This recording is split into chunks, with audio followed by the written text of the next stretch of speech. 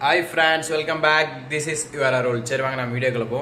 இன்னைக்கு மல்லி சீரியல் என்ன சுவாரஸ்யமா போயிட்டு இருக்கு அப்படின்ற விஷயத்தை பத்தி தான் பேச போறோம். சரி வாங்க வீடியோக்குள்ள போ.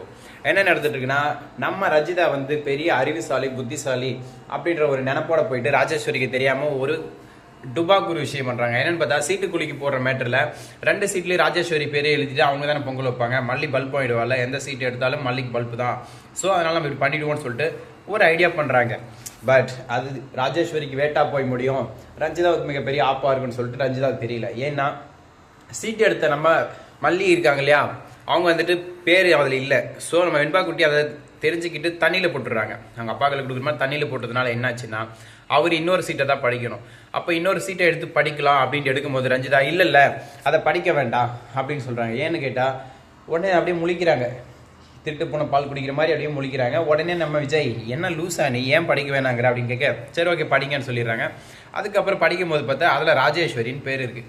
உடனே நம்ம விஜய் ராஜேஸ்வரியை பார்த்து அக்கா இதில் உன் பேர் தான் இருக்குது அப்படின்னு சொல்ல, உடனே நம்ம ராஜேஸ்வரி ஓ அப்படியா அப்போ மல்லி தான் பொங்கல் வைக்கணுன்றியா, ஆமாக்கா மல்லி தான் வைக்கணும் உங்கள் நியாயப்படி அப்படின்னு சொல்ல, உடனே நம்ம ராஜேஸ்வரி சொல்கிறாங்க அதெல்லாம் முடியாது, இப்பெல்லாம் வைக்கக்கூடாது, நான் தான் வைப்பேன், நான் தானே இப்போ வீட்டுக்கு புதுசாக வந்திருக்கேன், அப்போ நான் தான் வைக்கணும், அதே எப்படி அவ வைக்கலாம் அப்படி இப்படின்னு சொல்லிட்டு எக்கிறாங்க. உடனே நம்ம விஜய் நீங்கள் தானேக்கா போட்டின்னு சொன்னீங்க அப்படின்னு சொல்லிட்டு கேட்க, உடனே இவங்க போட்டி தானே இன்னொரு போட்டி வச்சுப்போம் சொல்லு, அந்த போட்டியில் நான் ஜெயிச்சா என் பேர் தானே வரும், அப்போ நான் பார்த்துக்கலாம், எனக்கு சரிசமமான கூட மட்டும்தான் நான் போட்டி போடுவேன், இந்த மாதிரிலாம் போட்டி போட மாட்டேன். ஆனால் இப்போ வேற வழி இல்லாமல் இப்போ கூடலாம் நான் போட்டி போடுறேன் நினைக்கும் போது தான் எனக்கு மனசு கஷ்டமா இருக்கு. சரி ஓகே வேற வழியில் நான் போட்டி போடுறேன், என்ன போட்டின்னு சொல்லி எங்க வச்சுக்கலாம் எப்படி வச்சுக்கலாம் எது வச்சுக்கலாம்னு சொல்லி பார்த்துக்கலாம் அப்படி ராஜேஸ்வரி ஒரு சீனை போட, நம்ம மல்லியும் மாசா கிளாஸா நீங்களே வச்சுக்காங்க எனக்கு பிரச்சனை இல்லை, நீ என்னடி எனக்கு விட்டு கொடுக்குறது அவ்வளோ பெரிய ஆள் ஆயிட்டியா, நீ விட்டு கொடுத்து பொங்கல் வைக்கின்ற அவசியம் எனக்கு இல்லை, ஸோ அதனால போட்டி தான் வா பார்த்துக்கலாம் அப்படின்னு சொல்ல, நம்ம மல்லியும் போட்டி தானே நான் தயார் அப்படின்னு சொல்லிட்டு சீனா போடுறாங்க. உடனே நம்ம எல்லாரும் என்ன பண்ணலாம் ஏது பண்ணலாம்னு சொல்லி டிஸ்கஷன் அவங்களுக்குள்ள போயிட்டு இருக்கீங்க. அதுக்கப்புறம் தான் கரும்பு உடைக்கும் போட்டி.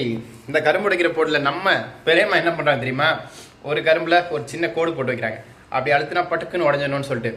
ஆனா இதை தெரிஞ்சுக்கிட்ட நம்ம ரஞ்சிதா என்ன பண்றா, அதை தூக்கி ராஜேஸ்வரி கையிலையும் மல்லிக்கிட்ட ஒரு ஸ்ட்ராங்கான கரும்பியை கொடுத்துட்றாங்க. ராஜேஸ்வரி பிச்சுக்குன்னு அது பொச்சுக்குன்னு போயிடுதுங்க. மல்லி அழுத்துறாங்க உடைக்கவே முடியல, ஒத்துக்கிறாங்க நான் தோத்துட்டேன் அவங்களே செஞ்சுக்க சொல்லுங்க என்னால் உடைக்க முடியலன்னு சொல்ல, உடனே நம்மளோட பெரியம்மா சொல்றாங்க மல்லி உன்னால முடியும் ஒட்டே அப்படின்னு சொல்ல, மல்லி முடியல பெரியம்மா அப்படின்னு சொல்லி கத்துறாங்க.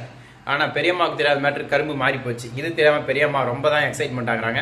பட் நம்ம மல்லியால் அதை உடைக்க முடியாதுங்க. இந்த விஷயம் மல்லிக்கு தெரியும், எனக்கு தெரியும், எல்லாருக்கும் தெரியும், பட் பெரியம்மாவுக்கு தான் தெரியல.